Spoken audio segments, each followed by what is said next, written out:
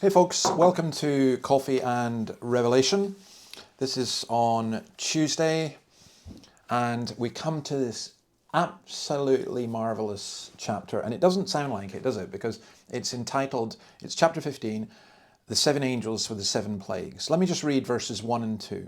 I saw in heaven another great and marvelous sign, seven angels with the seven last plagues, last because with them God's wrath is completed.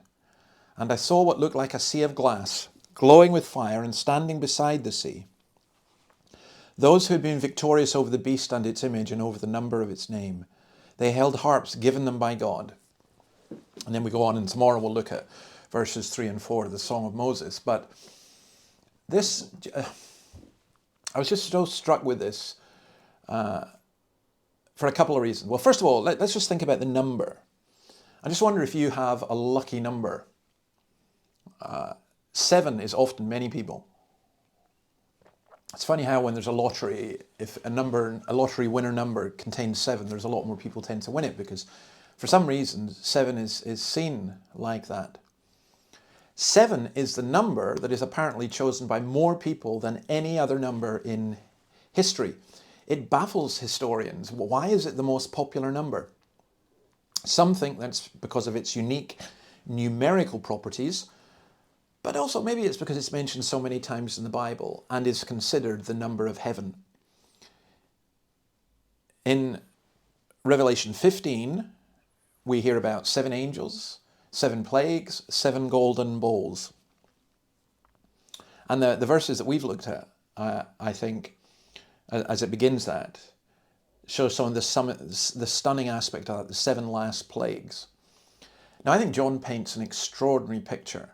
There's a sea of glass glowing with fire, and it symbolizes the end of God's wrath. I don't know if this is right, but I visualize it as like you're standing on this sea of glass, and underneath is the fire, and there's it prevents the fire getting to you. God's wrath is complete. Because standing beside the sea are those who'd been victorious over the lamb, over the beast, and its image, and over the number of its name. And its number was 666. And its image. And they're victorious. And the wrath of God against the beast cannot get them or cannot touch them. We'll come tomorrow to the holding of harps and singing the Song of Moses. But I want us to think about this wrath being complete. And do you know, as I was thinking about this, my mind turned to Romans chapter 1 and verse 18. The wrath of God is being revealed against all the godlessness and wickedness of people who suppress the truth by their wickedness. The wrath of God is being revealed. And Romans goes on to explain the things that are going on in this world that create so much harm. And there's a sense of which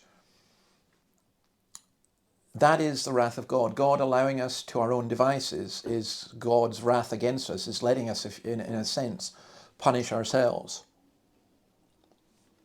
I think that we ask sometimes, when will all the suffering end? When the wrath of God is complete. When it's complete.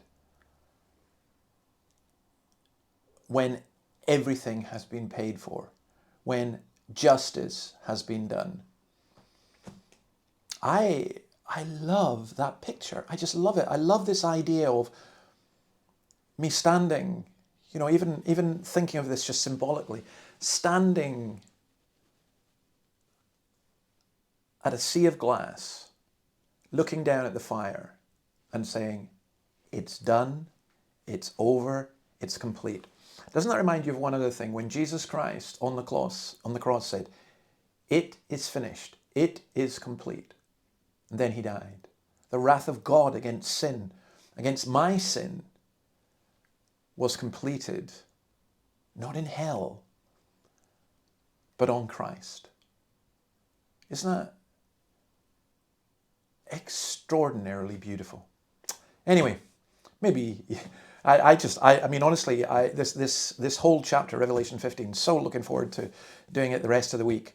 And we'll take our time. And thank you again, by the way, for those of you who've been in touch.